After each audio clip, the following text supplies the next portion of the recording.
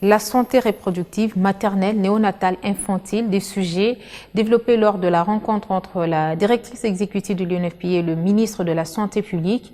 Même exercice à l'Assemblée nationale où Natalia Kanem amène un plaidoyer à ce sujet auprès de Christopher Mbosso.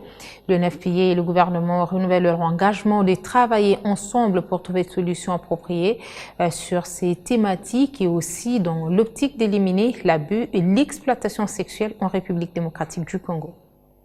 C'était une mission marathon pour la directrice exécutive de l'UNFPA en RDC.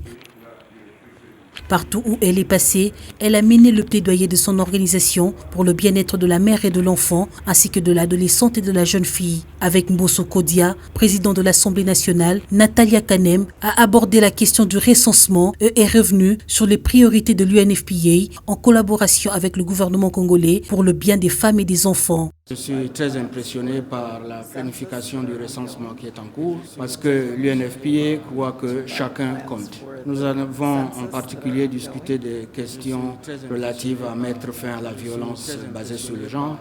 Chaque femme et chaque fille doit être respectée.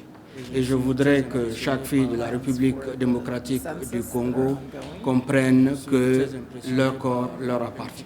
Ce message a également été partagé avec le ministre de la Santé publique. Le Dr Jean-Jacques Mbungani a rassuré au Dr Natalia Kanem que la santé maternelle et infantile figure parmi les priorités du pays, ainsi que la couverture sanitaire universelle.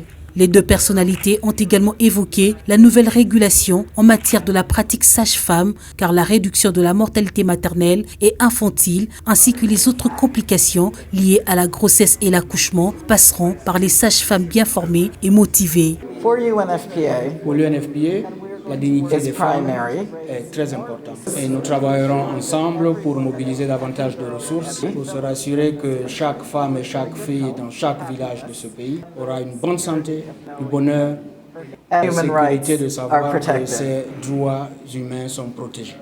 Accompagnée de la directrice Afrique de l'UNFPA, Julita Onabanjo, du directeur pays de l'UNFPA, Tidiane Sissé, Natalia Kanem a également visité le centre intégré des services multisectoriels de l'hôpital général de référence de Kitambo, qui offre des services de prise en charge holistique aux survivants de violences basées sur le genre.